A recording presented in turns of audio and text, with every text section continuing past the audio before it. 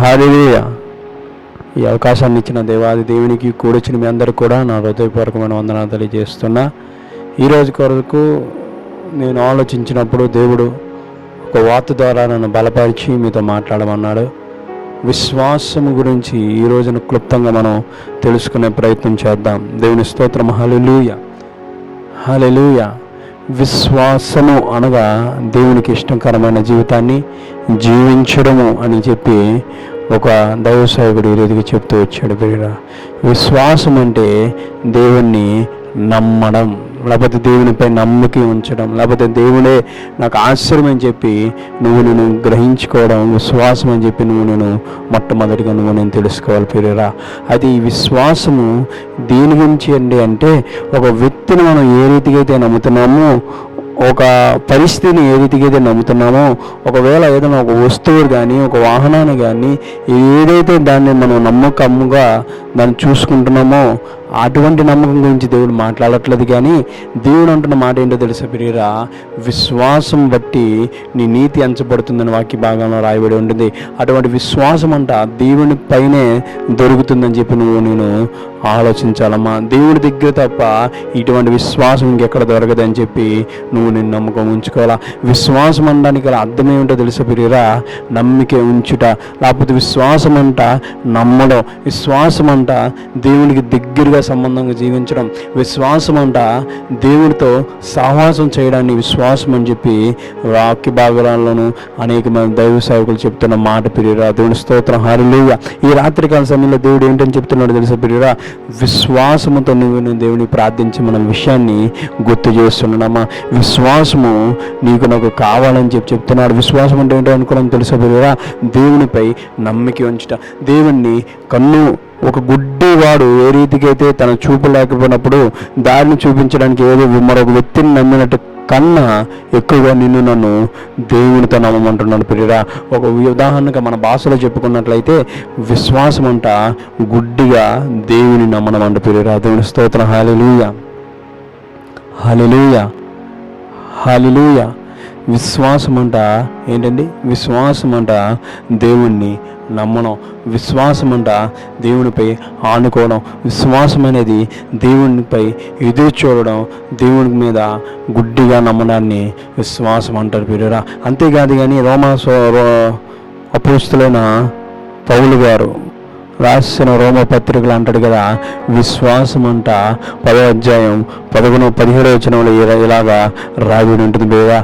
అపోస్తలుడైన పౌలు గారు రాసిన పత్రిక రోమ పత్రిక 10వ అధ్యాయం 17వ వచనం, కాగా వినుట వల్ల విశ్వాసము కలుగును, వినుట క్రీస్తు గురించిన మాటలను వలన కలుగును. దేవుని స్తోత్రం. హల్లెలూయా, హల్లెలూయా, హల్లెలూయా. విశ్వాసం అంట వినడం ద్వారా కలుగుతుంది ప్రియురా. నువ్వు ఎవరి గురించి వింటున్నావో తెలుసు ప్రియురా, క్రీస్తుని గురించిన మాట వల్లనే కలుగును. అది ఇంకెవరి వల్ల దొరకదని కూడా దేవుడు చెప్తున్నాడు ప్రియురా. విశ్వాసం అనేది నమ్మకం, విశ్వాసం అనేది దేవుని ఆశ్రయించడం. అదే దేవుడు చెప్తున్న మాట ఏంటో తెలుసు ప్రియురా, పౌలు గారి ద్వారా చెప్తున్న మాట ఏంటో తెలుసు ప్రియురా, క్రీస్తు ద్వారా తప్ప ఇంకెక్కడ కూడా నీకు నాకు విశ్వాసం దొరకదని చెప్తున్నాడు. క్రీస్తు మాటలు వింటే తప్ప అది ఇంకెక్కడ కూడా విశ్వాసం నీకు నాకు దొరకదని చెప్తున్నాడు ప్రియురా. పచ్చిగా చెప్పాలంటే ఆయన తప్ప ఇంకొక విశ్వాసం ఆయన కన్నా నమ్మదగిన దేవుడు, ఆయనకన్నా సర్వోన్నతమైన దేవుడు ఇంకెక్కడ కూడా లేడని చెప్పి ఈ రాత్రికాల సమయంలో దేవుడు మీతో నాతో మాట్లాడి దేవుడు ఉన్నాడు ప్రియురా. వినుట వల్ల విశ్వాసం కలుగును, అది వినుట క్రీస్తు గూర్చిన మాటలు తప్ప ఇంకేది కూడా నువ్వు నమ్మనవసరం లేదని కూడా చెప్తున్నాడు ప్రియురా. దేవుని స్తోత్రం. హల్లెలూయా, హల్లెలూయా, హల్లెలూయా. క్రీస్తుని గురించిన మాటలు తప్ప దాని మీద నీ నమ్మకం ఉంచాలమ్మా. క్రీస్తు పైన నీ యొక్క ఏంటంటే తెలుసు ప్రియురా, నీ భవిష్యత్తు చెక్కుకోవాలమ్మా. క్రీస్తు మీద నీ యొక్క విశ్వాసాన్ని ఉంచుకోవాలమ్మా. క్రీస్తు పైన నీ ఇల్లు కట్టుకోవడానికి ప్రయత్నించాలి ప్రియురా. దేవుని స్తోత్రం. హల్లెలూయా. క్రీస్తుని గురించిన మాటలు ఏంటో తెలుసు ప్రియురా, ఆయన సొంత రక్షకుడిగా భూమిలో కనుకొచ్చాడు. క్రీస్తు గురించిన మాటలు ఇంకోటో తెలుసు ప్రియురా, ఆయన కన్య మరియ గర్భంలో పుట్టి ఆయన ఏం చేస్తున్నాడు తెలుసు ప్రియురా, నీ కొరకు నా కొరకు, నీ యొక్క పాపాల కొరకు నా యొక్క పాపాల కొరకు, నీ యొక్క శ్రమల కొరకు నా యొక్క శ్రమల కొరకు, నువ్వు రాబోతున్న నీ యొక్క ఉగ్రతల కొరకు నా యొక్క ఉగ్రతల కొరకు, నువ్వు అనుభవిస్తున్న నీ శ్రమలు బట్టి నా శ్రమలు బట్టి నీ యొక్క పాప ఫలితాన్ని బట్టి నువ్వు ఎక్కడైతే నరకంలో పడిపోతావని తెలిసి ఆయన బలిగా సిలువుకి ఎక్కిన దేవుడమ్మా. దేవుని స్తోత్రం, హల్లెలూయా. అటువంటి దేవుడు చెప్తున్న మాట ఏంటో తెలిసి, అటువంటి మాటలు వింటే తప్ప, అటువంటి క్రియలను చూపిస్తే తప్ప, అటువంటి క్రియలుగా నేను చూసుకుని నడిస్తే తప్ప నీకు విశ్వాసము కలగదని చెప్పి ఈ రాత్రికాల సమయంలో దేవుడు గుర్తు చేస్తున్నాడమ్మా. దేవుని స్తోత్రం, హల్లెలూయా, హల్లెలూయా. అటువంటి మాటలు వినడం ద్వారా నీకు విశ్వాసం కలుగుతుందని చెప్తున్నాడు. నువ్వు ఎంత రీతిగా నువ్వు దేవునిపై విశ్వాసం చూపించాలంటే క్రీస్తుని గురించిన మాటలు, అంటే క్రీస్తుని గురించిన మాటలు ఏంటో తెలిసి ప్రియరా, వాక్య భాగ్యమే అని చెప్పి నేను గుర్తెరగల ప్రియరా. నువ్వు ఆ వాక్యాన్ని ఎంత చక్కగా నువ్వు వింటావో, వాక్యాన్ని అంత చక్కగా నువ్వు నెవలు వేస్తావో, ఆవు ఏ రీతికైతే నెవలు వేస్తుందో ఆ రీతిగానే నువ్వు నెవలు వేస్తే అటువంటి వాక్యాన్ని కానీ నువ్వు రుచి చూడగలిగితే, నువ్వు వాక్యాన్ని కానీ ఈ వాక్యాన్ని కానీ నువ్వు కానీ జీవితంలో కానీ గుర్తుంచుకుంటే ఆ వాక్యం ఏం చేస్తుందో తెలిసే ప్రియరా, నీ జీవితాలు కడుతుంది. ఎప్పుడైతే నువ్వు దేవుని యొక్క వాక్యాన్ని విన్నావో, ఎప్పుడైతే దేవుని యొక్క మాటలకు విధేయత చూపించావో, ఎప్పుడైతే దేవుని యొక్క మాటలు బట్టి నువ్వు నడవడం మొదలు పెట్టావో, అప్పుడంటే మాటలు ఏం చేస్తుందో తెలిసే ప్రియరా, దేవునిపై నమ్మకాన్ని, దేవునిపై ఆశ్రయాన్ని, దేవునిపై మరింత సహవాసాన్ని దేవునికి దయచేస్తాడు ప్రియరా. దేవుని స్తోత్రం, హల్లెలూయా, హల్లెలూయా. అంతేకాదు కానీ హెబ్రీయుల పత్రిక 11వ అధ్యాయం 11వ వచనంలో 1వ వచనంలో రాయబడిందో తెలిసే ప్రియరా, విశ్వాసం అనేది నిరీక్షింపబడి యొక్క నిజస్వరూపము అదృశ్యమై ఉన్నాయనకు రుజువై ఉన్నది. దేవుని స్తోత్రం, హల్లెలూయా, హల్లెలూయా, హల్లెలూయా. దేవుని యొక్క విశ్వాసం అనేది ఏదైతే ఉంటుందో తెలుసా ప్రియరా, దేవుని అంటే విశ్వాసం అంట, ఈ విశ్వాసం అనేది నిరీక్షింపబడి యొక్క నిజస్వరూపము అదృశ్యమై వంటి ఉన్నాయన్నడుకు రుజువై ఉన్నది. అమ్మ, దేవుడు చెప్తున్నాడు ఏంటో తెలుసా ప్రియరా, అవి విశ్వాసం ఉంచినట్లయితే నీకు కనపడంది నువ్వు చూస్తావని చెప్తున్నాడు ప్రియరా. నీకు కనపడంది దేవుడు చూపిస్తానంటున్నాడమ్మా. నీకు కనపడేది దేవుడు నీకు కనపడకుండా చేస్తానంటున్నాడమ్మా. ఉదాహరణకి చెప్పమంటావా, నీకు ఏదైతే కనబడుతుందో, ఏ కష్టాలైతే కనబడుతున్నాయో, ఏ ఇబ్బందులు అయితే కనబడుతున్నాయో, ఏ ఒడిదుడుకులు అయితే కనబడుతున్నాయో, అవన్నీ కూడా దేవుడు కనబడకుండా చేస్తానంటున్నాడు. ఏదైతే కనబడుతుందో నీకు, నీ వ్యాధి నేను కనబడుతుందా, నీకు రోదన నీకు కనబడుతుందా, నీకు కష్టాలు నీ జోడుకు నీతో ఉంటాయి అనుకుంటున్నావా, అవి కనపడకుండా దేవుడు చేస్తానంటున్నానమ్మా. దేవుని స్తోత్రం, హల్లెలూయా, హల్లెలూయా. విశ్వాసం అనేది నిరీక్షింపబడి యొక్క నిజస్వరూపము అదృశ్యమైన వాటిని ఉన్నాయి అన్నట్టుకు రుజువై ఉన్నది ప్రియరా. నువ్వు ఏదైతే రుజువుగా నువ్వు వర్ణించబడుతున్నావో, ఏదైతే నీకు కావాలని చెప్పి నువ్వు ఆశపడుతున్నావో, దేవుడు ఏమో ఆలోచిస్తున్నాడు కదా, నువ్వు కనపడేది మొత్తం కూడా నీకు కనపడకుండా చేస్తాను అంటున్నాడు. అమ్మ, నువ్వు చెడుగా ఉద్దేశంతో నీ మాట చెప్పట్లేదు, కానీ నువ్వు ఆర్థిక ఇబ్బంది నీకు కనపడుతుందా, అది నీకు కనపడకుండా చేస్తాను అంటున్నావా. రోదనతో నువ్వు జీవితం కుట్లాడుతున్నావా, అది నీకు కనపడకుండా చేస్తానంటున్నానమ్మా. విశ్వాసము దేవునికి స్వాదృశ్యమైనది. దేవుళ్ళని విశ్వాసం ఉంచినట్లయితే దేవుడు నీ యొక్క ఆశ్రయంగా నీతో నడుస్తానంటున్నానమ్మా. విశ్వాసం అనేది క్రీస్తుని గురించిన మాటలని చెప్పుకుంటున్నాం కదా, ఈ మాటలు ఏమవుతున్నాయో తెలిసే ప్రియరా, నీకు భవిష్యత్తు వలె ఉంటున్నాయి. దేవుని ఒక వాక్యాన్ని బట్లుగా నువ్వు నడుచుకున్నట్లయితే నీకు సంపూర్ణమైన విశ్వాసం కలుగుతుందని చెప్తున్నాడమ్మా. ఈ సంపూర్ణమైన విశ్వాసంతో నువ్వేం చేయగలవో తెలుసా ప్రియరా, నీకు ఏదైతే కనబడట్లేదో, దేని గురించి అయితే నువ్వు బాధపడుతున్నావో, దేని గురించి అయితే నువ్వు రోదన చెందుతున్నావో, నీవేం చేస్తావో తెలుసా ప్రియరా, దేవుని వాక్యాన్ని పట్టుకొని దేవునిపై విశ్వాసాన్ని పట్టుకున్నట్లయితే అది నీకు కనపడకుండా చేస్తానంటున్నాడు ప్రియరా. దేవుని స్తోత్రం, హల్లెలూయా.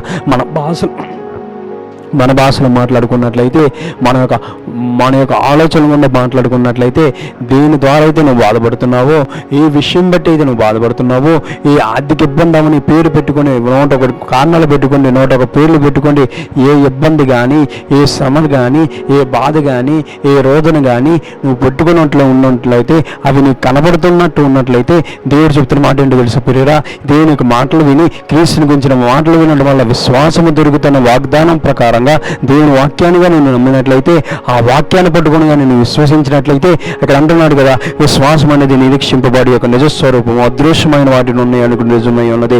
నువ్వేమి కనబడట్లేదు, ఏం కనబడట్లేదు తెలుసా ప్రియరా, నీకు ఇప్పుడు బాధలో ఉన్నావు కాబట్టి నీకేం కనబడట్లేదు తెలుసా ప్రియరా, నెమ్మది కనబడట్లేదమ్మా. నువ్వు ఇరుకుల్లో ఉన్నావు కాబట్టి నీకు సమాధానం కనబడట్లేదమ్మా.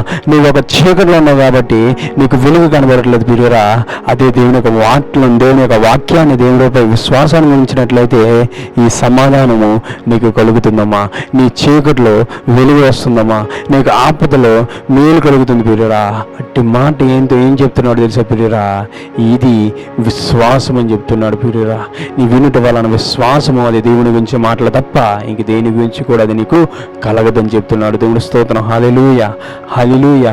అంతేకాదు కానీ విశ్వాసము లేకుండా దేవునికి సంతోషపెట్టడం అసాధ్యమని కూడా దేవుడు మాట్లాడుతున్నామ్మా.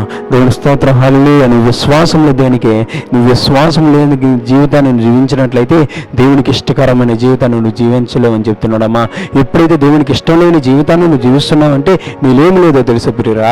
విశ్వాసము లేదమ్మా. నువ్వు నీకు ఇష్టానుసారమైన జీవితాన్ని జీవిస్తున్నావు కాబట్టి దేవుడికి నీ మీద నమ్మిక లేకపోతే నీ మీద సంతోషం లేదని చెప్పి దేవుడు మాట్లాడుతున్నాడు ప్రియురా. నేను మళ్ళా చెప్తున్నా, విశ్వాసం లేకుండా దేవుని సంతోషపెట్టడం అసాధ్యం. అది దేవుడు ఏంటని చెప్తున్నాడు తెలుసా ప్రియురా? నీకు ఇష్టానుసారమైన జీవితాన్ని నువ్వు జీవిస్తున్నావు కాబట్టి, నీకు అనుకూలమైన జీవితాన్ని నువ్వు జీవిస్తున్నావు కాబట్టి నీ జీవితం పట్ల దేవునికి సంతోషకరంగా లేదు. ఎందుకో తెలుసా ప్రియురా? నువ్వు విశ్వాసం లేని జీవితాన్ని జీవిస్తున్నావు. నువ్వు విశ్వాసం లేని జీవితాన్ని జీవిస్తున్నావు కాబట్టి దేవుని సంతోషపెట్టలేకపోతున్నావు. దేవుని నువ్వు సంతోషపెట్టట్లేదు కాబట్టి నీ జీవితంలో విశ్వాసం లేదమ్మా. దేవుని స్తోత్రం. హల్లెలూయా. నేను కన్ఫ్యూజ్ చెప్పాలని, కన్ఫ్యూజ్ చేయాలని కాదు కానీ ఇది సత్యం అని చెప్పి దేవుని మీతో మాట్లాడుతున్నాడు ప్రియురా. విశ్వాసం లేనిదే దేవునికి ఇష్టంగా ఉండుట అసాధ్యమే ప్రియురా. దేవునికి ఇష్టకరమైన జీవితాన్ని నువ్వు జీవించాలనుకుంటే నీ దాంట్లో ఏముండాలో తెలుసా ప్రియురా? విశ్వాసం ఉండాలని చెప్పి దేవుడు నీతో రాత్రికాల సమయంలో మాట్లాడుతున్నాడు. ఈ 6వ దినాన దేవుడు మీతో మాట్లాడుతున్నాడు ప్రియురా. దేవుని స్తోత్రం. హల్లెలూయా. అంతేకాదు కానీ క్రియలు లేని విశ్వాసము వ్యర్థమని చెప్పి ఎక్కడ రాయబడి ఉంటుందో తెలుసా ప్రియురా? ఎక్కడ రాయబడి ఉంటుందో తెలుసా ప్రియురా? యాకోబు పత్రిక 2వ అధ్యాయం 17వ వచనంలో ఈ మాట రాయబడి ఉంటుందమ్మా. క్రియలు లేని విశ్వాసము వృతము, క్రియలు లేని విశ్వాసము వృతం అని చెప్పి రాయబడి ఉంటుంది. నువ్వు కానీ దేవుని పట్ల విధేయత చూపించలేకపోయినా, దేవుని పట్ల గౌరవాన్ని చూపించలేకపోయినా, దేవుని పట్ల ఏం లేకపోతే తెలుసు ప్రియురా, విశ్వాసం అనేది నీ యొక్క దేవునిపై నీకున్న నమ్మకం ప్రియురా. నువ్వు నమ్మకత్వాన్ని ఎప్పుడైతే కోల్పోతున్నావో నువ్వు అంటున్నాడు కదా, క్రియలు లేని విశ్వాసము వృతము. ఈ వృతము అనడానికి నువ్వు చచ్చిన వాడితో సమానం అని చెప్పి వాక్య భాగంలో రాయబడి ఉంటుంది ప్రియురా. ఏంటి నీ వృతము? ఎందుకు క్రియలు లేవో తెలుసా ప్రియురా? దేవుని నువ్వు సంపూర్ణంగా నమ్మట్లేదు కాబట్టి. నీ జీవితంలో ఎందుకు క్రియలు లేవో తెలుసా ప్రియురా? నువ్వు క్రియల ద్వారా దేవుని సంతోషపెట్టలేకపోవడానికి కారణాలు ఏంటో తెలుసా ప్రియురా? దేవుని నువ్వు సంపూర్ణంగా నమ్మట్లేదు కాబట్టి, దేవుని వాక్యాన్ని నువ్వు ధ్యానించట్లేదు కాబట్టి, దేవుని ప్రార్థనలో నువ్వు విజ్ఞాపన చేయట్లేదు కాబట్టి, దేవుని యొక్క